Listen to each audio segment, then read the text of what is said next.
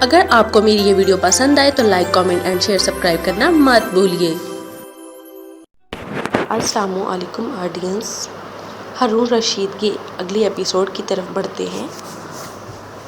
آپ دونوں کی گفتگو سے میری حوصلہ افزائی ہوئی ہے۔ میرے خیال میں اس حلیے میں شازیہ سے گفتگو کرنی چاہیے۔ وہ میزان کے جس پلڑے پر بیٹھنا چاہے گی ایسا ہی ہوگا۔ اس کی عقد، اس کی مرضی، اس کی منشا کے خلاف نہیں کیا جائے گا۔ میرے خیال میں یہ معاملہ عطریف کو حل کرنا چاہیے۔ عطریف میرے بھائی، میں اپنے بھائی قاسم کے ساتھ یہاں بیٹھتا ہوں، تم جاؤ اپنی بیوی ریان سے بات کرو، سارا معاملہ اس کے سامنے پیش کرو، اس سے کہو ایک ماں کی حیثیت سے شازیہ کا عقد، اس کی مرضی جاننے کے لیے کوشش کرے۔ عطریف اپنی جگہ پر اٹھ کھڑا ہوا۔ جب وہ باہر نکلا تو اپنی رہائش کے حصے کی طرف گویا ہوا تو وہاں ریان نہ تھی نہ شازیہ۔ نمبر سک پشت کی طرف گیا تو سب مل کے پودوں کو پانی دے رہے تھے۔ ان کے ساتھ اسماعیل اور ابراہیم بھی دونوں بھائی دینے میں مصروف تھے۔ عطریف نے آواز دے کر ریان کو بلایا۔ ریان جب سکونتی حصے میں آئی تو بڑی رازداری کے ساتھ جو گفتگو دیوان خانے میں ہوئی تھی اس کی تفصیل عطریف نے کہہ دی تھی۔ ساری تفصیل سن کر ریان مسکرائی کہنے لگی، میرے خیال میں تو شازیہ سے پوچھنے کی ضرورت نہیں ہے۔ اس کی حرکات، اس کی گفتگو، اس کے اٹھنے بیٹھنے سے میں اندازہ لگا چکی ہوں کہ وہ اپنے دل کی گہرائیوں سے اسماعیل کو پسند کرتی ہے، بات بات پر اس سے گفتگو کرنے میں پہل کرتی ہے، اس کی طرف غور سے دیکھتی ہے۔ وہ جاتا ہے تو پشت کی طرف سے اسے دیکھتی رہتی ہے، وہ آتا ہے تو اس کے سائے تک میں کھوئی رہتی ہے۔ پھر میرے خیال میں ایسی صورت میں اسے پوچھنا بیکار ہے۔ عطریف مسکرایا اور کہنے لگا، ریان جو تم کہہ رہی ہو اتنا میں بھی جانتا ہوں، آخر اسے بیٹی کی حیثیت سے گھر میں رکھا ہے۔ میری موجودگی میں وہ اسماعیل سے گفتگو کرتی رہتی ہے اور اس کے ساتھ اٹھتی بیٹھتی ہے، اس کی ہر خواہش کا خیال رکھتی ہے، اسے بڑے طریقے، بڑے پیار، بڑے محبت کے ساتھ پیش کرتی ہے، اس کی ہر چیز کا خیال رکھتی ہے۔ بلکہ میں نے تو کئی بار دیکھا ہے کہ بڑے کرینے، بڑے سلیقے سے سماوا کی بجائے خود اس کے کپڑے وغیرہ تہہ کر کے رکھتی ہے، لیکن اس کے باوجود اس سے پوچھنا ضروری ہے، اس لیے کہ کل کو کوئی اعتراض نہیں رہے گا۔ محترم جبرائیل، میں بھی کوئی معاملہ کھڑا نہیں کر سکیں گے، ہم نے شازیہ سے پوچھے بغیر اسے کیسے بیاہ دیا، لہٰذا تم اب بھی شازیہ کو بلاؤ، اسے موضوع پر گفتگو کرو، وہ جواب دے وہی میں نے جبرائیل اور قاسم نے دیوان خانے میں جا کر کہنا ہے، اس لیے کہ وہ بڑی بے چینی سے میری واپسی کا منتظر ہیں۔ ریان مان گئی، پھر کہنے لگی، اچھا آپ دوسرے کمرے میں جا کے بیٹھے، میں شازیہ کو دیوان خانے میں لے کر بیٹھتی ہوں اور معذرانہ شفقت سے میں اس موضوع پر اس کی گفتگو کرتی ہوں، پھر جو وہ جواب دیتی ہے اس سے میں آپ کو آگاہ کرتی ہوں۔ عطریف مان گیا، دوسرے کمرے میں چلا گیا۔ ریان نے آواز دے کر شازیہ کو بلایا۔ شازیہ بھاگتی ہوئی اس کے قریب آئی۔ ریان نے بڑے پیار سے اس کا ہاتھ اپنے ہاتھ میں لیا، پھر کہنے لگی، بیٹی میرے ساتھ ذرا دیوان خانے میں آؤ اور میں انتہائی اہم موضوع پر تم سے گفتگو کرنا چاہتی ہوں۔ شازیہ کچھ فکرمند اور پریشان سی ہو گئی، عجیب سے انداز میں ریان کی طرف دیکھنے لگی جس میں سوال ہی سوال، اندیشے ہی اندیشے، استفسار ہی استفسار تھا۔ دونوں جب دیوان خانے میں جا کر بیٹھ گئے تب بغیر کسی تمہید کے ریان نے شازیہ کو مخاطب کیا، بیٹی یہ کہو کہ کیا تم نے اپنی زندگی میں کسی کو چاہا ہے اور کسی کو اپنے دل میں ایسا درجہ دیا ہے کہ تم چاہتی ہو کہ وہ زندگی کا ساتھی ہو؟ بیٹی اگر کوئی بات ہے تو مجھے کھل کے کہو، کوئی بھی فیصلہ تمہاری مرضی کے خلاف نہیں ہوگا، اس لیے کہ ہم گھر کے سب افراد اب تمہاری شادی کر دینے کا ارادہ کر چکے ہیں، فی الفور شادی نہ بھی ہوئی تب بھی ہم تمہاری سگائی، تمہاری منگنی کریں گے، اس کے ساتھ ہی جیسے تم چاہو گی، اس کے ساتھ جسے تم پسند کرو گی۔ اب یہ کہو کہ تمہاری کوئی پسند ہے، کوئی ایسا نوجوان جسے تم اپنی مسافت کی منزل بنا چکی ہو، کوئی ایسا ہے جس کے ساتھ تم اس کے ساتھی کی حیثیت سے رہنا پسند کر چکی ہو؟ شازیہ نے کچھ سوچا، شرمائی، لجائی، اس کے بعد کسی جرأت مندی کا مظاہرہ کرتے ہوئے کہہ رہی تھی، اماں آپ ماں ہیں، ماں کے سامنے میں جھوٹ نہیں پڑھ گی، میں اپنے لیے ایک ساتھی کا انتخاب کر چکی ہوں اور وہ ایسا نوجوان ہے جس پر بافانی آندھیوں میں ابر رحمت سلاد صبح سا پر سرور ہے، وہ میرے لیے سیاہ پوش راتوں، ہولناک لمبی ساعتوں میں خوشی و مہتاب کی فروغ انگیزی روشنی کی انوکھی نوید، اجڑی خواہشوں کا چراغ ثابت ہوتا ہے، میرے لیے وہ جہنم کی بھٹیوں کے لپکتے ہوئے شعلوں، طوفانی رات کی ٹھٹھرتی سکون اور خونی جھیلوں کی رعنائیوں سے تحفظ کا شیش محل، سرخ گلوں کی سجل چھاؤں، پیار کے پھولوں کی مہکار اور موسموں کو گل نازک ٹھنڈا بن سکتا ہے۔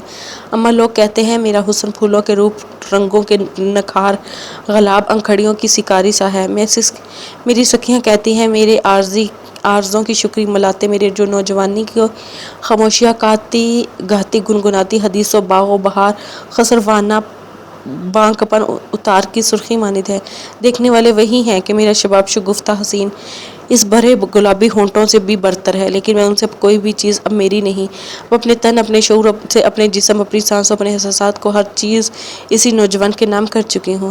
اما اب وہی میرے پلک پلک پر فتح کا غرور، میری نفس نفس پہ ہنستی نور رنگ پھوار، اب وہی میرے جوان جسم لطیف بدن، میری مسندی کلائیوں کے یقین کا رس اور امید کا خمار ہے، اب وہی میرے سرخ و شاداب شکری گال، ناز ہونٹوں پر دراز کی خنکی ہے، چٹکیوں میں خوشبو سانچے میں ڈل جاتی ہے، جسے موز لرزن میں تشنہ سرشاریاں تنگ کے عکس بن کر موقید ہو جاتی ہیں۔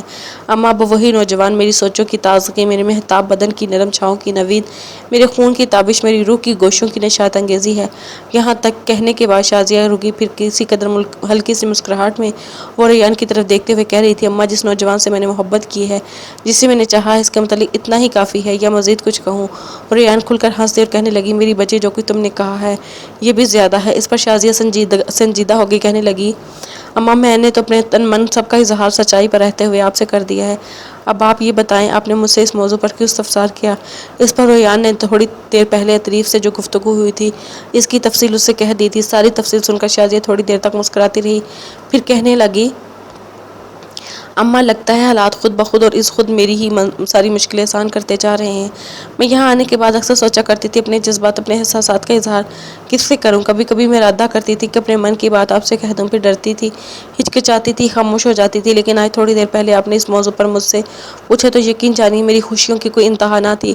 اماں جہاں تک جبرائیل کی بیٹی عیسیٰ کا تعلق ہے تو اسے اپنا ساتھی بنانے کا سوال ہی پیدا نہیں ہوتا۔ اماں جہاں تک میرا امیر اسماعیل کا تعلق ہے تو اماں اسماعیل ہی تو وہ نوجوان ہے جسے میں نے محبت کی ہے، جسے میں نے چاہا ہے، اب ان کے بغیر تو میں زندہ رہنے کا سوچ بھی نہیں سکتی تھی۔ کبھی کبھی میرے ذہن میں یہ خیال آتا ہے کہ اگر یہ کبھی مجھ سے علیحدہ ہو گئے، دور چلے گئے تو میرا دم گھٹ جائے گا، سسک کر سلگتی گیلی لکڑیوں کی طرح تمام ہو کر رہ جاؤں گی۔ اماں اگر امیر اسماعیل کے باپ مجھے اسماعیل کے لیے مانگنا چاہتے ہیں تو میں سمجھتی ہوں میں دنیا کی سب سے خوش بخت لڑکی ہوں۔ اماں جس طرح امیر اسماعیل کے باپ قاسم چاہ رہے ہیں، اگر ایسا ہو جائے تو میں سمجھوں گی کہ کسی نے مجھے قید زندان کی جراحتوں سے نکال کر لذت و شہد و شکر میں ڈال دیا ہے، بساط کائنات کی حقارتوں سے نکال کر وقار کے شفاف زاروں میں کھڑا کر دیا ہے، بے حسی کی مشق خون خواری سے نجات دے کر ستاروں کی پیغامات پہاڑوں کی ملاحوں میں سجا کر رکھ دیا ہے۔ اماں اگر امیر مجھے مل جائے، اگر انہیں میری زندگی کا ساتھی بنا دیا جائے، مجھے اگر ان کے عقدے میں دے دیا جائے تو میری یہ تصویر خانہ حسرت جیسی زندگی کی شعلہ رنگ گیتوں کے روپ صبح کے اجالوں میں نغموں کے حسین پیکر سے بھی زیادہ خوبصورت اور پرکشش ہو جائیں گے۔ شازیہ جب خاموش ہوئی تو بے پناہ خوشی کا اظہار کرتے ہوئے ریان نے آگے بڑھ کر اسے لپٹا لیا، پھر کہنے لگی، میری بیٹی اگر یہ معاملہ ہے تو پھر یوں جانو تمہاری ہر خواہش، تمہاری ہر امید، تمہاری ہر آرزو پوری ہوئی ہے۔ اب تم ایسا کرو، جا کے باغیچے میں پودوں کو پانی دو، میں تھوڑی دیر تک آتی ہوں، لیکن ساتھ ہی تم برسک سماوا ابراہیم کو یہاں میرے پاس بھیج دو۔ خوشی کا اظہار کرتے ہوئے شازیہ اٹھ کر باغیچے کی طرف چلی گئی۔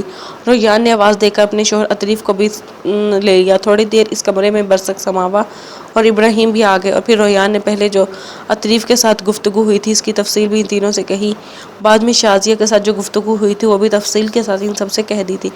اس پر سب بے خوشی اور مسرت کا اظہار کرنے لگے تھے۔ اس موقع پر ریان مزید کچھ کہنا چاہتی تھی کہ عطریف اٹھ کھڑا ہوا اور کہنے لگا، مزید کچھ کہنے کی ضرورت نہیں، میں بھائی قاسم کی طرف جاتا ہوں، ان کو بتاتا ہوں کہ میری بیٹی شازیہ امیر اسماعیل کا انتخاب کر چکی ہے۔ عطریف اس کمرے سے نکل کر حویلی کے حقیقی باغیچوں کی طرف بھاگے، جہاں اس وقت صرف اسماعیل اور شازیہ دونوں باغیچوں کے پودوں کو پانی دے رہے تھے۔ سب سے پہلے سماوا بھاگتی ہوئی آ گئی اور بے پناہ خوشی اور مسرت کا اظہار کرتے ہوئے وہ شازیہ سے لپٹ گئی۔ اس کی اس حرکت کو اسماعیل بڑی حیرت بڑے تعجب سے دیکھ رہا تھا۔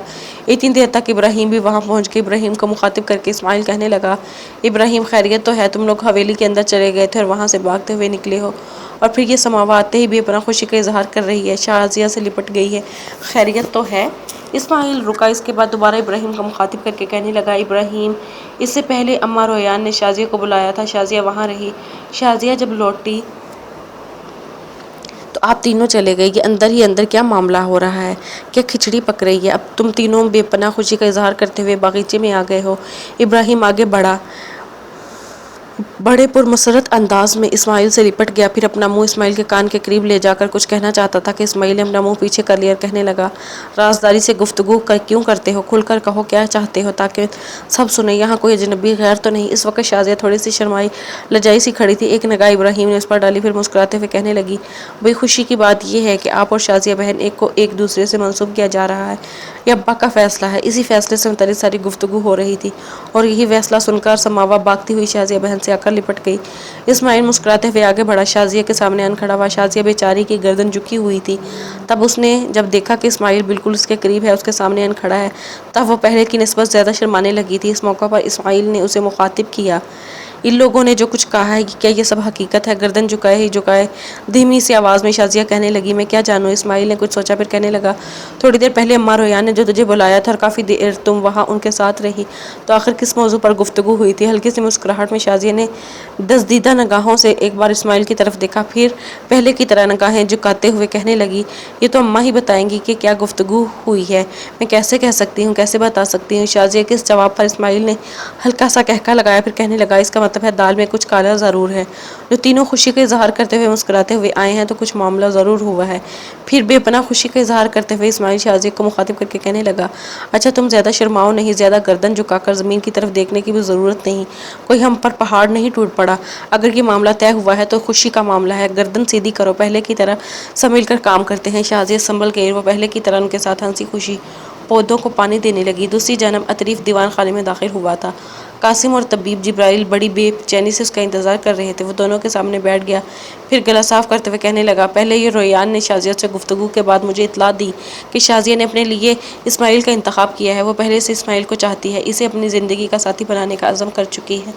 जो गुफ्तगू हुई है, इससे भी पता चलता है कि इस्माइल के साथ उसको मोहब्बत सारी हदूद फलांग कर अपने अरूज तक जा चुकी है। इन अल्फाज पर इस्माइल के बाप कासिम की खुशियों की इंतहा न थी। जिब्राइल उठ खड़ा और कहने लगा, शाजिया ने जो फैसला किया है, मैं समझता हूँ उसने अपने मुस्तकबिल के लिए बेहतर ही फैसला किया है, और मैं अपने बेटे की तरफदारी नहीं करूँगा। अमीर इस्माइल से बढ़कर शाजिया को ज़िंदगी का कोई साथी मिल ही नहीं सकता। मेरी तरफ से उसे मुबारकबाद दीजिएगा। इसके साथ ही जिब्राइल वहाँ से चला गया। उसके जाने के बाद मुस्कुराते हुए कासिम ने अतरीफ की तरफ देखा और कहने लगा, सबको यहाँ दीवान खाने में बुलाओ। अतरीफ जब बाहर निकला तो उसके पीछे कासिम भी दीवान खाने से निकलकर दूसरे कमरों की तरफ चला गया था। अतरीफ सबको अपने साथ लाकर जब दीवान खाने में दाखिल हुआ तो दीवान खाने को खाली देखते हुए किसी कदर हैरत का इजहार करते हुए सबको मुखातिब करके कहने लगा, भाई कासिम, मैं यहाँ बैठा के क्या गया था, उन्होंने मुझे ही हुक्म तुम सब लोगों को बुलाने के लिए कहा था। वो खुद कहाँ चले गई इतनी देर तक के अंदरूनी कमरे से? कासिम नमूदार हुआ मुस्कुराते हुए कहने लगा, परेशान होने की ज़रूरत नहीं है, दीवान खाने में सब बैठो, मैं यही हूँ। दीवान खाने में दाखिल होकर सब बैठ गए। कासिम भी दीवान खाने में दाखिल हुआ। कुछ देर खामोशी रही, फिर कासिम ने कुछ देर तक बड़े प्यार मोहब्बत से शाजिया की तरफ देखा। इसके बाद कहने लगा, शाजिया मेरी बच्ची, तुम ज़रा उठ के मेरे सामने आओ। शाजिया हिचकिचाती शर्माती हुई फिर खामोशी से सबक रफ्तार चलती कासिम के पहलू में आ बैठी थी। कासिम अपना मुंह उसके कान की तरफ ले गया और खुशी का इजहार करते हुए कहने लगा, बेटी, तूने अपनी ज़िंदगी का साथी बनाने के लिए मेरे बेटे इस्माइल के हक़ में फ़ैसला दिया, इसके लिए मैं तेरा शुक्रगुजार हूँ। तूने तारीफ़ पर भी इंकशाफ किया है कि तुम मेरे बेटे इस्माइल को पसंद करती हो, इसलिए कि मैं तेरा ममनून हूँ कि मेरी बेटी तेरे जैसी लड़की का मिल जाना भी बहुत बड़ी नेमत और सआदत है। कासिम जब खामोश हुआ तो धीमे से लहजे में शर्माते हुए शाजिया कहने लगी, बाबा, आप जैसे सरपरस्त का मिलना इससे भी बड़ी सआदत है, और आपका अपने बेटे इस्माइल जैसे फ़र्जंद के लिए मेरा इंतखाब करना मेरे लिए ऐसी सआदत है जिसे मैं अल्फाज में बयान ही नहीं कर सकती। फिर कुछ सोचते हुए कासिम ज़रा पीछे हट गया और अपने शाजिया के दरमियान उसने थोड़ी जगह बनाई। साथ ही उसने इस्माइल को मुखातिब किया, इस्माइल, मेरे बेटे यहाँ मेरे पास आकर बैठो। इस्माइल उठा, जब चुपचाप खामोशी से किसी कदर हिचकिचाता हुआ शाजिया और अपने बाप कासिम के दरमियान हो बैठा था। शाजिया की हालत अजीब सी हो रही थी। गर्दन उसकी झुकी हुई थी और बदन उसका फटका फा रहा था, इसलिए कि वो उसे पहली बार इस तरह नज़दीक होकर इस्माइल के पहलू से मिलाकर बैठी थी। जब ऐसा हुआ तब कासिम ने रोयान को मुखातिब कर से कहने लगा, रोयान, तुम भी अपनी जगह से उठकर मेरे पास आओ। तुम मेरी बहन हो और इस नाते से तुम सब बच्चों की माँ हो।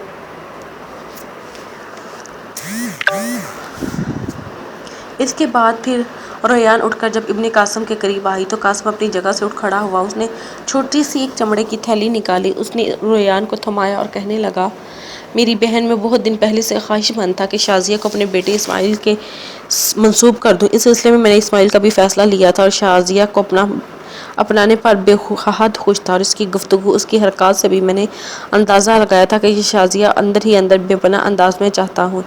ان کے اندازوں کو دیکھتے ہوئے میں نے اسی وقت 2 انگوٹھیاں بنا لی تھیں۔ مجھے امید تھی جب اس گفتگو پر اس سلسلے میں شازیہ سے بات کی جائے گی تو وہ میری بیٹی اسماعیل کو جب اپنی زندگی کا ساتھی بناتے ہوئے انکار نہیں کرے گی۔ تم دیکھتی ہو ایسا ہی ہوا۔ اب چونکہ تم اس گھر کی بزرگ خاتون ہو اس لیے تم انگوٹھیاں لو، ایک اسماعیل کو دو یہ خود پہنائے، دوسری شازیہ کو دو کہ اسماعیل کو پہنائے۔ اس موقع پر سب مسکرا دیے تھے، اب بے پناہ خوشی کا اظہار کر رہے تھے۔ ریان مسکراتے ہوئے آگے بڑھی، ایک انگوٹھی اس نے اور دوسری شازیہ کو دی، پھر ان دونوں مخاطب کر کے کہنے لگی میرے بچوں یہ تمہاری منگنی کی انگوٹھیاں ہیں، ہم سب کے سامنے ایک دوسرے کو پہناؤ۔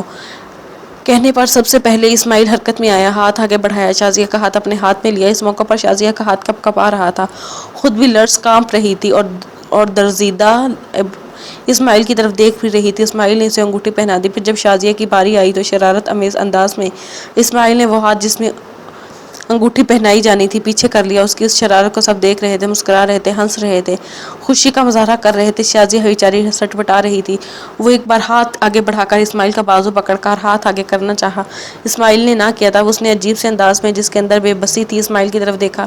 اسماعیل بھی مسکرایا، کہنے لگا میں نے تمہیں انگوٹھی پہنا دی، اب تم بھی پہناؤ۔ شازیہ مسکرائی اور دھیمے سے لہجے میں جس میں رازداری تھی، سرگوشی تھی، اسماعیل سے کہنے لگی سب دیکھ رہے ہیں، آپ اپنا ہاتھ آگے کریں، ہاتھ کو پیچھے کیوں لے گئے ہیں؟ اسماعیل مسکرایا، چپ چاپ اپنا ہاتھ آگے کیا اور شازیہ نے اسے انگوٹھی پہنا دی۔ سب لوگ اور باری باری دونوں کو مبارکباد دینے لگے۔ جب ریان وہاں سے ہٹ کر اپنی نشست پر بیٹھ گئی تب قاسم نے شازیہ کی طرف دیکھا اور اسے مخاطب کر کے کہنے لگا بیٹی اب تو اسماعیل سے منسوب ہو چکی ہے، تو اس کی ساتھی اور یہ تیری زندگی کا ساتھی ہے، دونوں اب ایک دوسرے کی امانت ہو۔ میری بیٹی آج سے یوں جانو تم ہی اسی کی مالک ہو، ہر چیز کا خیال، ہر چیز کی نگہداری رکھنا تمہارا کام ہے۔ ریان اب زیادہ کام نہیں کر سکتی، تھک جاتی ہے، سارے کام کی نگرانی کرنا اب تمہارے فرائض میں شامل ہے۔ یہاں تک کہنے کے بعد قاسم رکا، کچھ سوچنے کے بعد دوبارہ کہہ رہا تھا بیٹی اب جب کہ تمہیں ایک دوسرے سے منسوب کر دیا گیا ہے، تم دونوں جب چاہو اکٹھے بیٹھ سکتے ہو، باہم گفتگو کر سکتے ہو، ایک دوسرے کا دکھ سکھ جان سکتے ہو، دونوں پر کوئی پابندی، کوئی گدگن نہیں ہوگی۔ قاسم یہی تک کہنے پایا تھا کہ سماوا اپنی جگہ پر سے اٹھ کھڑا ہوئی اور اسے نہ جانے کیا سوجی، بھاگتے ہوئے دیوان خانے سے نکل گئی تھی۔ تھوڑی دیر بعد وہ اس کے ہاتھ میں ایک بڑا تشت تھا جس میں تازہ پنیر تھا۔ پنیر کا تشت لے کر وہ سامنے کھڑی ہوئی شازیہ کو مخاطب کر کے کہنے لگی آپی پہلے آپ ایک ٹکڑا اٹھا کر بھائی کے منہ میں ڈالیں، پھر ایسا ہی بھائی بھی کریں گے۔ شازیہ نے مسکراتے ہوئے شکر گزاری کے انداز میں سماوا کی طرف دیکھا، مسکرا رہی تھی، پھر پنیر کا ایک ٹکڑا کاٹ کر شازیہ نے اسماعیل کے منہ میں ڈالا اور اسماعیل نے بھی بڑے پیارے انداز میں پنیر کا ایک ٹکڑا شازیہ کے منہ میں ڈال دیا تھا۔ پھر سماوا نے سب کو میٹھا پنیر پیش کیا۔ سماوا ایک بار پھر سے اٹھ کر شازیہ کے پاس آ کر قریب بیٹھی پر خوشی کا اظہار کرتے ہوئے کہنے لگی آپی آپ آج کوئی کام نہیں کریں گی، کھانا تیار کرنے کا وقت ہو رہا ہے، میں اور مطبخ کی طرف جاتی ہوں۔ آج آپ مکمل آرام کریں گی اس لیے کہ آج آپ کی منگنی کا اور ہم سب مل کر آپ کی خدمت کریں گے۔ شازیہ نے ہاتھ بڑھا کر سماوا کو اپنے ساتھ لپٹا لیا، اس کی پیشانی، اس کا سر چوما، پھر انتہائی شفقت میں کہنے لگی سماوا میری بہن ایسا نہیں ہوگا، گھر میں تمہاری حیثیت میری چھوٹی بہن کی سی ہے، گھر کا کام میں کیا کروں گی، آج بھی تم کوئی کام نہیں کرو گی، جب میں ہوں تو تمہیں ایسا کرنے کی کیا ضرورت ہے؟ پھر شازیہ نے قاسم کی طرف دیکھا اور دھیمے سے لہجے میں اسے مخاطب کر کے کہنے لگی بابا اگر آپ اجازت دیں تو میں مطبخ میں جاؤں، کھانا تیار کروں، تیار کرنے کا وقت ہو گیا ہے۔ قاسم نے جب مسکراتے ہوئے اس بات میں سر ہلا دیا تب شازیہ اپنی جگہ پر اٹھ کھڑی ہوئی، سماوا بھی اس کے ساتھ تھی اور ان کی طرف دیکھتے ہوئے ریان بھی اٹھی، پھر تینوں دیوان خانے سے نکل کر مطبخ کی طرف چلی گئی۔ باقی سب لوگ وہیں دیوان خانے میں بیٹھ کر آپس میں گفتگو کرنے لگے تھے۔ شازیہ، سماوا اور ریان کو مطبخ کی طرف گئے۔ ابھی تھوڑی ہی دیر ہوئی تھی کہ حویلی کے دروازے پر دستک ہوئی۔ دیوان خانے میں بیٹھا برسک فوراً اٹھ کھڑا ہوا اور کہنے لگا میں دیکھتا ہوں دستک دینے والا ہے۔ آگے بڑھ کر اس نے حویلی کا صدر دروازہ کھولا تو دروازے پر ایک مسلح جوان کھڑا تھا جو برسک کو دیکھتے ہی مخاطب کر کے کہنے لگا میرے عزیز کیا امیر اسماعیل گھر پر ہیں؟ برسک نے دروازہ سارا کھول دیا، ذرا سا ہٹ کر کھڑا ہو گیا اور کہنے لگا آپ اندر آ جائیں، امیر اندر دیوان خانے میں بیٹھیں۔ اس پر وہ مسلح جوان اندر داخل ہوا، برسک اسے لے کر دیوان خانے میں داخل ہوا۔ آگے بڑھ کر اس نے سب سے پہلے مصافحہ کیا، پھر ایک خالی نشست پر بیٹھ گیا اور اسماعیل کی طرف دیکھتے ہوئے کہنے لگا ابن قاسم آپ کو امیر المومنین ہارون الرشید نے طلب کیا ہے۔ دیوان خانے میں بیٹھے سب لوگ فکرمند ہو کر اس کی طرف دیکھنے لگے۔ اس موقع پر اسماعیل نے اس مسلح جوان کو مخاطب کیا خیریت تو ہے، کیا معاملہ ہے؟ آنے والا کہنے لگا امیر المومنین کے پاس اس وقت وزیر جعفر بیٹھا ہوا ہے۔ ایک دن پہلے آپ اور ابراہیم موصلی کا جو معاملہ ہوا تھا، میرے خیال میں امیر المومنین نے اسی سلسلے میں آپ کو طلب کیا ہے، اس لیے کہ ابراہیم موصلی کے سلسلے کی شکایت وزیر جعفر نے امیر المومنین سے کر دی ہے اور اسی سلسلے میں امیر المومنین نے آپ کو طلب کیا ہے۔ عین اسی موقع پر دروازے کی اوٹ میں رہتے ہوئے شازیہ نمودار ہوئی اور ہاتھ کے اشارے سے اس نے برسک کو باہر نکالا۔ برسک اٹھ کر جب باہر نکلا تو دروازے سے پیچھے ہٹ کر شازیہ نے اسے مخاطب کیا، کون آیا ہے، کیا معاملہ ہے؟ اس پر فکر مندی کا اظہار کرتے ہوئے برسک کہنے لگا، بھائی کو امیر المومنین نے طلب کیا ہے۔ آنے والا مصلح جوان کہہ رہا تھا کہ بائی کا جو جھگڑا مغنی ابراہیم موصلی سے ہوا تھا، اسی سلسلے میں امیر المومنین نے اسے بلایا ہے۔